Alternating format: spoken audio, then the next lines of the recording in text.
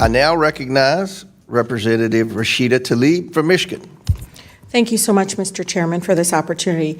As you know, the Committee on House Oversight and Government Reform must do everything in its power to protect the lives and safety of federal workers and conduct investigations and adopt changes when current agency practices are failing to keep our workers safe. I want to talk about Nicholas John Acker.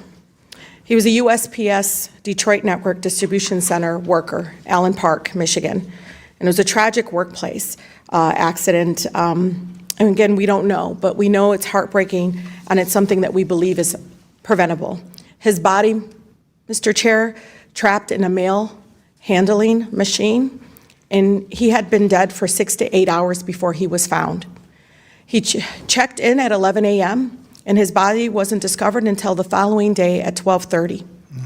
His death is unspeakable tragedy for his family, who his mother tearing up and just demanding, looking me in my eyes, and said, please find out what happened to my son. His fiance, they just got engaged, Mr. Speaker, 10 days before he was killed. What's so tragic about his death is that, and heartbreaking and tragic about his death too, is the fact that he served in our military, U.S. Air Force, for 9 years. He wasn't killed serving there. He was killed being a U.S. Postal worker. His death, again, is heartbreaking, and what we do know from his union is that there were previously raised concerns about safety measures and procedures at this facility and had recently filed a grievance about 90 days prior to his death. The grievance stated that the management was pressuring staff to look for letters while handling machine was operating. Over a month after his death, more questions remain unanswered. Nicholas was someone's son, Mr. Speaker. Look how young he was. He was a brother and he was a fiance. Again, he was engaged only 10 days before he was killed. They were planning to get married in the spring. Again, Nicholas served 9 years in our U.S. Air Force. He was generous, he was a thoughtful person. He didn't, again, die serving in our military, but here at home at a sorting facility at a U.S. Postal Service location in Allen Park. Shortly after his death, Representative Debbie Dingell and I wrote a letter to the Postmaster General demanding an answer, and thus far we have not received any responses. Please, Mr. Chair, work with my team and I. If it's legislation that we need to do to make sure this is preventable in the future, let's do that. But we can't allow, again, this to happen. Also in the committee, we know that we oversee a lot of important initiatives that impact prescription drugs. And so another matter, of course, and I know, Mr. Chair, you've been leading on this effort, I do want to enter into the record, if I may, a letter from Covenant Community Care. It's a federally qualified health center. With that objections ordered. Describing, again, their concerns with 340B. Mr. Chair, right now, Association of Affiliated Pharmacies and Apple Carries, which presents more than 500 independent pharmacies across the country, including 150 pharmacies in my district, are literally demanding that we do something about the PBMs. The actual cost of medication they dispense, driving many of them, again, driving the cost, many of them having to shut their doors. And these independent pharmacies, as you know, Mr. Chair, are anchors in our community.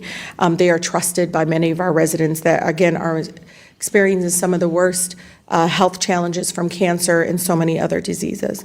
Pharmacy deserts are growing, as we know, because of this, and patients are left without any options. So, again, community pharmacies still facing unsustainable losses, and we need to do more about it. We know that PBMs, and I like to name them because it's important, but CVS, Caremark, Express Scripts, and Optimum RX are reporting record profits because, again, they lack the transparency and accountability that is necessary. I hear about these harmful practices almost monthly from different independent pharmacies that continue, again, to have these challenges. Mr. Chair, from one pharmacy in Jordan, the pharmacist explained to me how he can see 60 to 80,000 loss in a month. And again, it's not sustainable. And it's also a pharmacy that has been part of the community for so long. So again, community health centers also being impacted, but one of the things they continue to tell me is that as a result, PBMs are trying to make medical and financial decisions on behalf of providers and the patients. and that's unchecked power. It should stay, again, with the person providing the care. So Congress and this committee, we need to act now. It is something that, again, both, I think, sides of the aisle have come and understand that something, again, action needs to take place. So the Pharmacies Fight Back Act, let's get that through this committee, and let's work, again, incredibly hard to make prescription drugs much more affordable and protect our independent pharmacies. With that, Mr. Chair, I yield. The gentlelady yields back, and thank you for bringing this to the committee, the postal issue. My sincerest condolences to this family after such a horrific incident. We've been working with the Postal Service. Your staff and our staff have been communicating.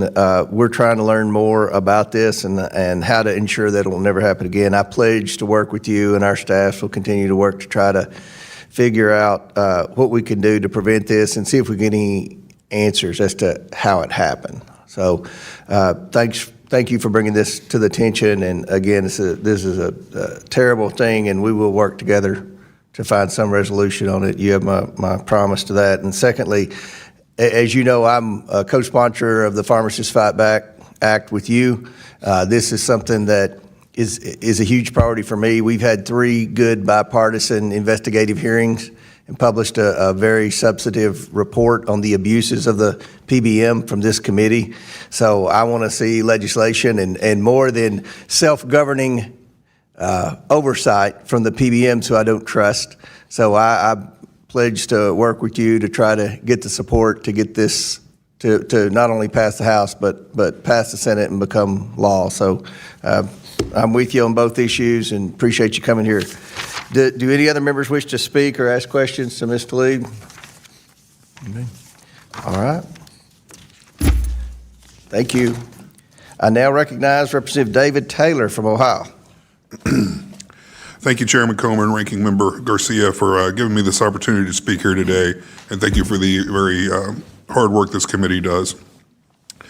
I represent a very rural Appalachian district in southern Ohio, and I'm here today to talk about 2 issues that directly impact many throughout rural America: combating the fentanyl epidemic and out-of-control federal regulations. As you know, fentanyl is an extremely deadly substance that affects all our districts. While I applaud the Trump administration's diligent work to secure our southern border, Congress needs to pass legislation to protect our communities from illicit fentanyl that has already entered our country. Thankfully, there are programs such as the National High Intensity Drug Trafficking Area Program, or HIDTA, that assist federal, state, local, and tribal law enforcement agencies operating critical drug trafficking regions across the United States. With 33 HIDTA programs spanning across all 50 states, this program works with communities to dismantle and disrupt drug trafficking organizations, saving countless lives across the United States. Last year alone, thanks to the hard work of our law enforcement officers and the training provided, the HIDTA program seized over 7,000 kilograms of fentanyl. That amount of fentanyl could potentially kill 3.5 billion people, according to the DEA. The district I represent has been ground zero for the fentanyl epidemic, and this needs to change. With 2 HIDTA designated counties in my district, I was proud to introduce the Fight Fentanyl Act to reauthorize and provide additional resources to the HIDTA program. This bill would not only better equip our law enforcement officers with the tools they need to seize more illicit drugs, but it will also help keep our country and communities safe. Additionally, my bill also allows the Attorney General to allocate additional resources to investigate and take drug traffickers and dealers to trial to remove these destructive criminals from our communities. I want to thank our law enforcement officers who risk their lives every day for their work to combat fentanyl, and our HIDTA officers for the training and the work they do to keep our communities safe. I also want to thank Congressman Levin for co-leading the Fight Fentanyl Act with me, and I would love to work with you, Mr. Chairman and Ranking Member, to provide our HIDTA programs and law enforcement officers with the tools they need to keep our communities safe. I appreciate your consideration of that issue. The other issue I came here to speak about, and I hear about from people across southern Ohio, is the overwhelming amount of federal regulations that hurt businesses, farmers, and increase the cost of living for all of us. In my district, ridiculous regulations led to the closing of several critical businesses, including the coal plants which provided affordable electricity to an entire region. As a small business owner myself, I know firsthand the impact that burdensome regulations can have on an economy. That is exactly why the first bill I introduced in Congress was the Regulation Decimation Act. This bill, which codifies an executive order from President Trump, would simply require agencies to find 10 regulations to repeal for every new one promulgated. The harsh reality is that no one even knows how many federal regulations there are. The best guess we have to go off is the number of pages in the Code of Federal Regulations, which had roughly 23,000 pages in 1960, but is now up to nearly 200,000, which is approximately a 769% increase. This is largely reflective of Congress slowly giving away all of its authority to unelected bureaucrats within federal agencies.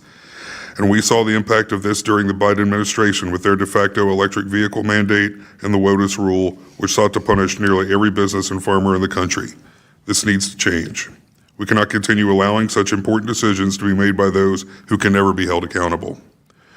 I applaud President Trump and his 10-to-1 deregulatory agenda, and I'm happy the Supreme Court struck down the Chevron deference, but Congress needs to act.